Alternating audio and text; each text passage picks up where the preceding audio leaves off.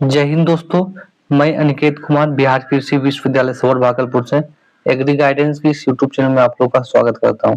तो आज के इस वीडियो में हमने आप लोगों के लिए एक फॉर्म को फिलअप किया है और इस वीडियो में आप लोग बताऊंगा कि आप लोगों को भी इसी प्रकार से अपने फॉर्म को भरना है।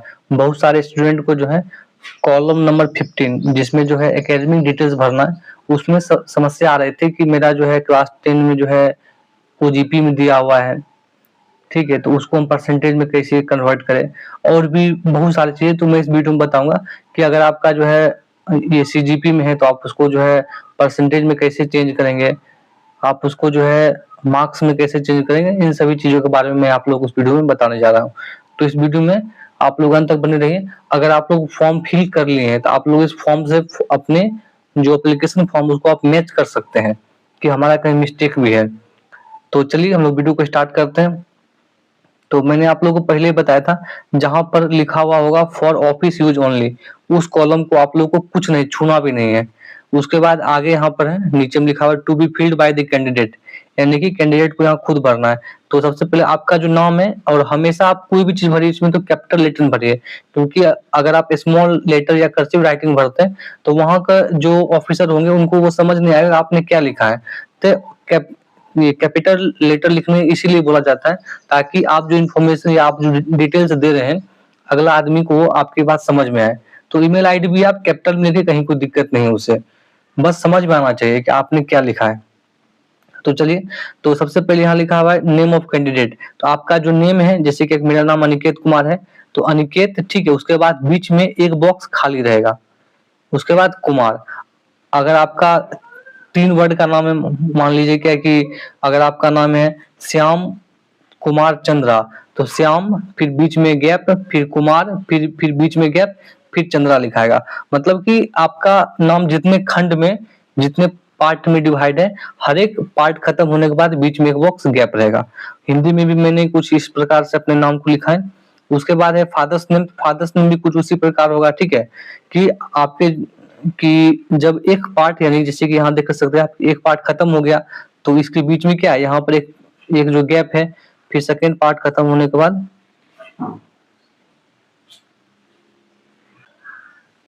उसके बाद आते हैं हम लोग की मदर्स नेम वाले कॉलम पर। तो उसी प्रकार से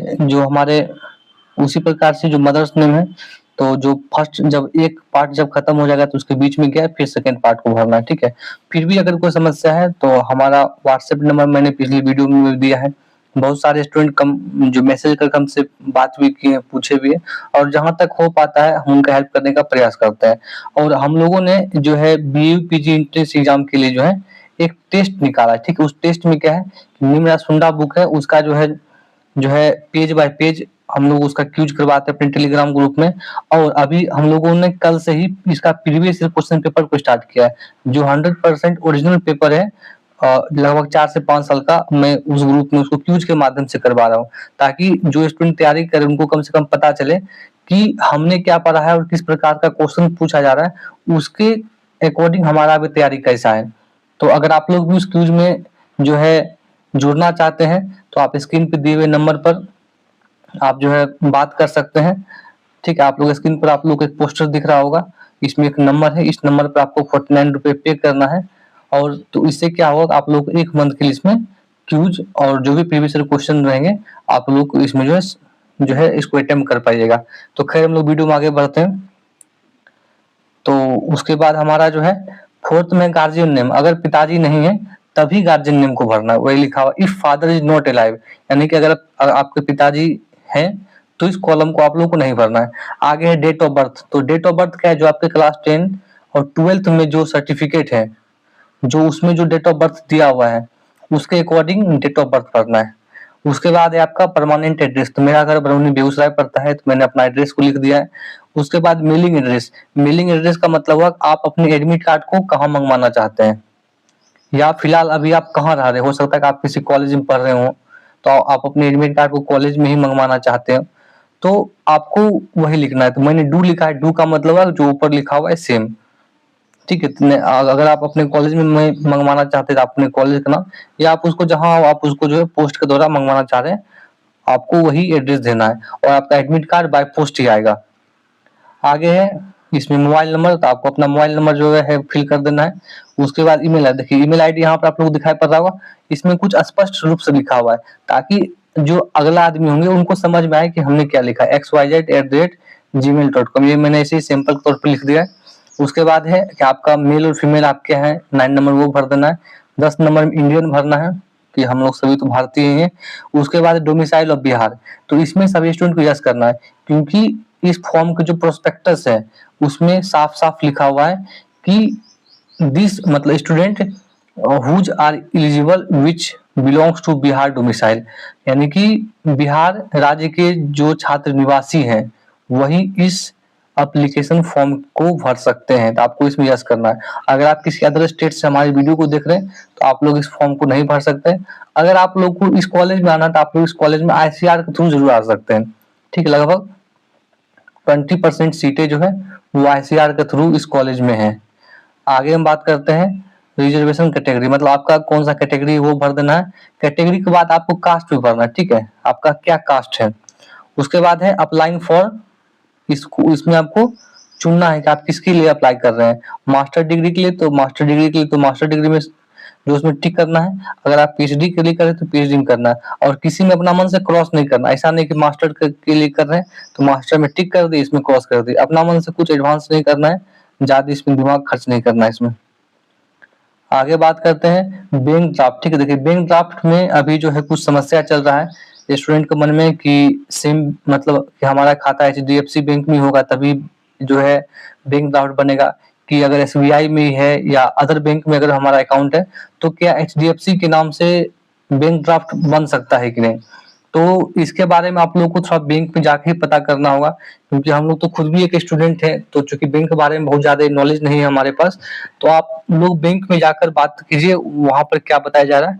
ठीक है, और हम लोग भी अपने स्तर से जो विश्वविद्यालय में जो हम लोग बात करने का प्रयास कर रहे हैं, सर लोग अभी मीटिंग में है। जैसे ही सर लोग को टाइम मिलता है तो हम लोग उनसे बात करके यह जानने का प्रयास करें क्या हम लोग अदर बैंक से जो SBI मतलब कि अदर बैंक से HDFC बैंक के नाम पर DD बनवा सकते हैं कि नहीं। तो इस कॉलम को फिलहाल अभी आप छोड़ दीजिए। जब आप लोग को DD बन के मिल जाएगा तो उसमें सब कुछ लिखा रहेगा, उसमें बैंक ड्राफ्ट नंबर लिखा रहेगा, इश्यू बैंक एंड ब्रांच लिखा रहेगा, डेट लिखा रहेगा, अमाउंट रहेगा, तो उसको आप लोग को वहां पर लिख देना है। आगे बात करते हैं कॉलम नंबर 50 जहां पर बहुत सारे स्टूडेंट को प्रॉब्लम आ रही है। तो आइए बात करते हैं। मैं तो चूंकि बिहार बोर्ड से हूँ तो उसमें कहीं कोई इसमें दिक्कत नहीं है, तो फिर भी अगर मान लेते हैं कि अगर आप जैसे कि सबसे पहले यहाँ पहला कॉलम है कि यूनिवर्सिटी या बोर्ड, तो BSAB पटना अगर आप बिहार बोर्ड से हैं। नेम ऑफ इंस्टीट्यूशन, तो ये मेरे स्कूल का नाम है RJK हाई स्कूल बरौनी। मेरा जो है क्लास 10 में 400, यहाँ पर आप लोग को क्या होगा, मेरा जो क्लास 10 में 401 नंबर आया था, तो यहाँ पर आप लोग क्या करना 401/500, ठीक, क्योंकि यहाँ पर लिखा हुआ है marks obtained by total marks, मतलब दोनों लिखना है कि आपका कितना नंबर आया और कितना जो है कुल मतलब कि टोटल जो कितना नंबर था। उसी प्रकार से इंटर में भी आपका जो कितना नंबर आया और टोटल कितना नंबर था। एक तो ये हो गया। उसके बाद डिवीजन, फर्स्ट डिवीजन, उसके बाद आपको परसेंटेज मोबाइल से निकाल लेना है। ठीक है, परसेंटेज कितना है, पासिंग ग्रेड कितना है आपका, 2020 है, 2018 है क्लास 10 में। और सब्जेक्ट जैसे कि मेरा इंटर में था हिंदी, इंग्लिश, केमिस्ट्री, बायोलॉजी और एग्रीकल्चर था। क्लास 10 में हिंदी, संस्कृत, मैथ, साइंस और सोशल साइंस था। इसमें एक और विषय होगा, इसमें आप लोग इंग्लिश भी लिख देना है, इंग्लिश इसमें छूटा हुआ है, इसमें आप लोग इंग्लिश भी लिख देना है। तो उसके बाद अगर हम बात करते हैं अगर आप अपेयरिंग कैंडिडेट है तो इसमें क्या करना है आप लोगों को, क्या आपका विश्वविद्यालय का नाम इसमें भर देना है और आपके किस कॉलेज में आप पढ़ रहे हैं, बाकी सब आप छोड़ सकते कहीं कुछ से दिक्कत, क्योंकि आगे अपेयरिंग का एक अलग कॉलम बना हुआ है। अगर हम बात करें कि अगर किसी स्टूडेंट का जो है नंबर जो OGPA में है यानी कि ओवरऑल ग्रेड पॉइंट में OGP में, ठीक है, तो वो अपने परसेंटेज में उसको कैसे कन्वर्ट करेंगे। देखिए जैसे मान लेते हैं अगर किसी स्टूडेंट का OGP 9.2 है, ठीक है, इसको आप 10 से मल्टीप्लाई कीजिए तो कितना हो जाएगा 92, और जब हम 10 से मल्टीप्लाई करेंगे तो ये हमारा परसेंटेज में चेंज हो जाएगा। मतलब कि अगर आप OGP को 10 से मल्टीप्लाई करेंगे तो आपका परसेंटेज में चेंज हो जाएगा। अगर आपके मन में कंफ्यूजन होगा कि ये बात मैंने कहाँ से पढ़ी, तो आप लोग नीचे स्क्रीन पर देख सकते हैं कि यह मेरा ट्रांसक्रिप्ट का जो है फोटो है। जब मुझे जो है बिहार कृषि कॉलेज सबौर भागलपुर से ट्रांसक्रिप्ट मिला था, तो उसमें सारा बात नीचे में लिखा हुआ है कि अगर आपको कहीं अगर किसी एग्जाम में जा रहे हैं, अगर आपको अपने नंबर को परसेंटेज में चेंज करना है, तो आप उसमें 10 से मल्टीप्लाई कर सकते हैं। इसके लिए आप लोग कॉलम नंबर 2 को पढ़ सकते हैं, इसमें साफ-साफ लिखा हुआ है। ठीक है? उसके बाद है कि हम जो है marks obtained by total marks को कैसे लिखें। तो इसमें आप लोग को क्या करना, जैसे कि मान लीजिए कि 92% हुआ, इसमें जिससे क्या कि हम बात करते हैं, अगर किसी क्लास 10 में है तो वो लिखेगा 920 बाय 1000। ठीक है? तो इसका परसेंटेज में अगर हम इसको चेंज करेंगे तो वो 92% ही हो जाएगा। तो इस प्रकार से भरना है। अगर किसी का मान लेते क्लास 12 में 8.8 वो जीपी आया है, तो वो लिखेगा 880 बाय 1000 और इसका परसेंटेज हो जाएगा 88%। तो इस प्रकार से कुछ आप लोगों को इस कॉलम को भर लेना है। अब मुझे नहीं लगता कि आप लोगों को कोई कंफ्यूजन है, फिर भी आप लोगों के मन में कोई अगर कंफ्यूजन है तो हमारा जो व्हाट्सएप नंबर है 8877013734, आप लोग इस पर मैसेज करके हमसे पूछ सकते हैं। जहां तक होगा हम आपकी जो मदद करने का हर संभव प्रयास करेंगे। तो चलिए वीडियो हम लोग आगे बढ़ते हैं। अभी तक अगर आप लोगों ने इस वीडियो को लाइक नहीं किया तो फिलहाल आप लोग इस वीडियो को लाइक भी कर दीजिए, क्योंकि आप लोग वीडियो तो देखते हैं लेकिन वीडियो को लाइक नहीं करते हैं। आगे अगर हम बात करें, यहाँ पर आपका जो है क्या कि यहाँ पर आपका जो है सेल्फ डिक्लेरेशन है। मतलब इसमें यह लिखा हुआ है कि अगर हमारे द्वारा किसी भी दिया गया इन्फॉर्मेशन रॉन्ग पाया जाता है तो हमारा एडमिशन होने के पहले या एडमिशन होने के बाद हमको कॉलेज से बाहर निकाल दिया जाएगा। तो आप लोग को सभी कॉलम को अच्छी प्रकार से भरना है, इसमें भी लिखा हुआ है। यहाँ पर इसमें आपके जो पिताजी के साइन है, मतलब जो भी पिताजी होंगे या जो भी आपके घर में गार्जियन हो उनका साइन करवा लेना है। उसके बाद यहाँ पर आपका जो है, ठीक है, हिंदी और इंग्लिश में साइन, और साइन को आप लोग ऊपर भरना है। बहुत लोग साइन को नीचे भर देते हैं, उसे कोई दिक्कत नहीं है, लेकिन साइन ऊपर ही लिखा जाता है, ये बात आप लोगों को ध्यान देना। उसके बाद अपीयरिंग कैंडिडेट, ये फॉर्म को कैसे भरे हम लोग। ठीक है, देखिए इसमें क्या दिया हुआ है,